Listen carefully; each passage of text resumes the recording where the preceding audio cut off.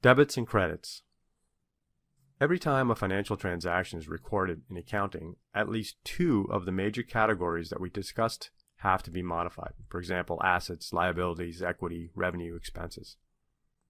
Repeating the earlier example of buying an office chair for $50, cash is reduced by the $50 to pay for the chair, and assets are increased by $50 because the business now owns a chair valued at $50.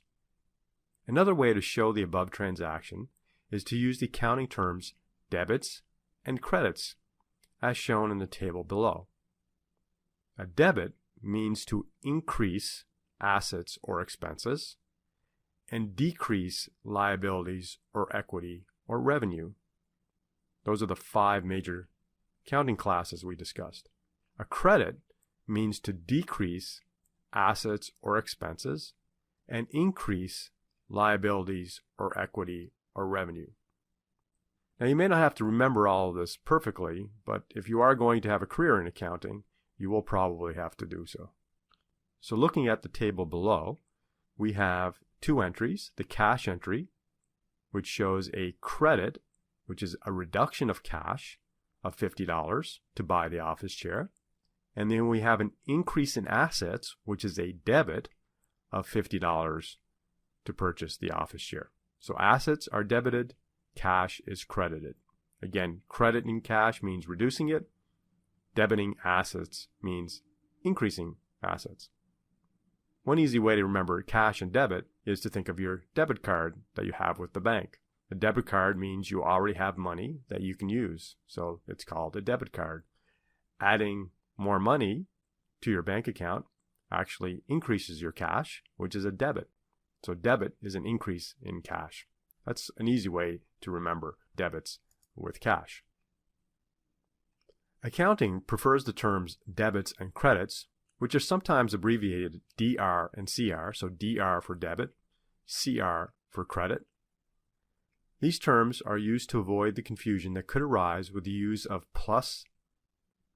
These terms are used to avoid the confusion that could arise if you use symbols or words like plus or minus or increase or decrease, because of the fact that some accounts are increased and others are decreased in certain ways. The words debits and credits are more accurately representative of what you should do. What you're seeing now are arrows that shows whether an account increases or decreases based on a debit or credit. So you can see assets increases if it's debited, and if it's credited, you want to decrease it. If you want to increase a liability, you would credit it. If you want to decrease a liability, you debit it. Equity is decreased on a debit, increased on a credit. Revenue is decreased on a debit, increased on a credit. Expenses are increased on a debit and decreased on a credit. This can be confusing early on, so it's nice to have an easy reference that you can look back on. You'll also have the option of playing a GoVenture business simulation where you can actually practice debits and credits. And if you practice debits and credits for some time, you'll find they become very natural and you'll remember these things very easily. businessXP is the fastest and most inspiring training ever invented for future business leaders and entrepreneurs. Discover game-based experiential learning at business-xp.com.